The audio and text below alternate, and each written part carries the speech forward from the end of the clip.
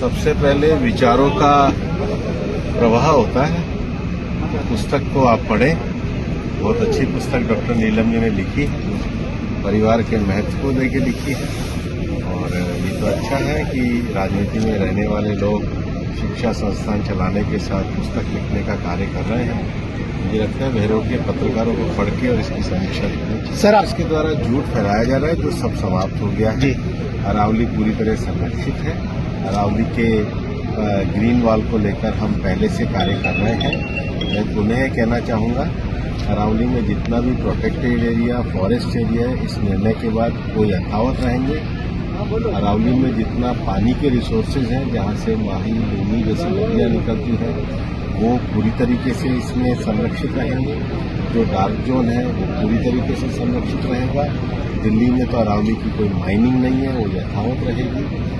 और जहाँ पर भी अरावली की माइनिंग है, वहाँ पर पहले उसका एक सस्टेनेबल मैनेजमेंट प्लान बनेगा। सस्टेनेबल मैनेजमेंट प्लान को ICFR ही स्वीकृत करेगा, क्योंकि अभी तक ये होता था कि माइन करके और गड्ढे छोड़कर चले जाया करते थे।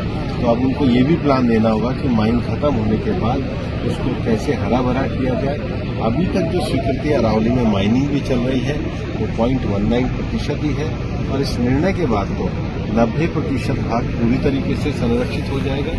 अरावली हमारी सभ्यता, संस्कृति की धरोहर है, और इसको लिए, इसके बचाने के लिए, मतलब इसके संरक्षित विषयों को आगे बढ़ाने के लिए हम कार्य होता है कि कोई भी जो पर्वत क्षेत्र होता है, जियोलॉजी में माना जाता है 100 मीटर ऊपर नहीं है, ऊपर से लेके नीचे धरातल, क्योंकि ऊपर छोटा पहाड़ होता है, नीचे धरातल में जितना भी अंडाकार उसका फैलाव होगा, और वो कहाँ तक माना जाएगा, वो जो भूमि रचना होगी, जैसे मान लो अपना राठ क्षेत्र की भूमि रचना, उसका भी जो लोएस्ट जिस गांव में होगा, सारी रचना तो एक जैसे होती ही नहीं है, पानी की हाइड्रोलॉजी होती है, तो इस पूरे क्षेत्र का जो सबसे लोएस्ट है, उधर तक जो नीचे होगा वो पूरा होगा संरक्षित। सर, एक मोटा रूप में हमारे दर्शकों को तो समझा दियो कि 200 मीटर की जो है, उनके बीच में जो आधा किलोमीटर का क्षेत्र है वो भी होगा, पर ये केवल माइंस के लिए है, माइंस देते समय। क्योंकि क्या होता है कि पहले जब ये माइंस अलॉट की जाती थी तो उसमें क्या करते थे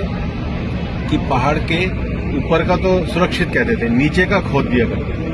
अब वो नीचे का भी पूरी तरीके से संरक्षित रहेगा।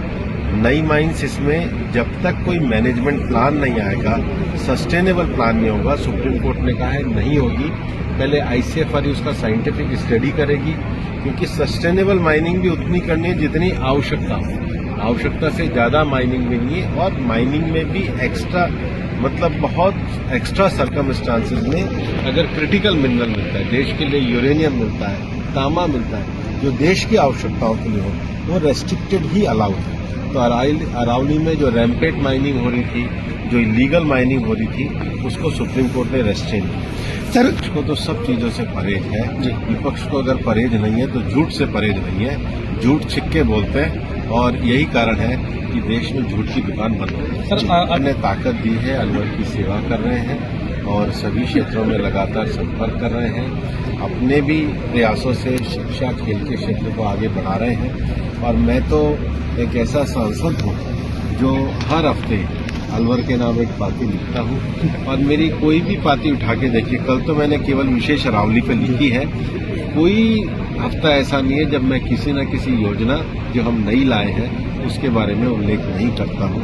अलवर की जनता से जो मेरा सहज संपर्क, संवाद बना रहता है। और डॉक्टर साहब भी पूछ रहे थे कितना कैसे कर लेते हो, मैंने कहा डॉक्टर साहब देश भर में घूम के आता हूँ, अलवर आने के बाद ऊर्जा मिल जाती है। जो 12 घंटे काम कर रहा होता हूँ, 18 घंटे करने का। सर, वैसे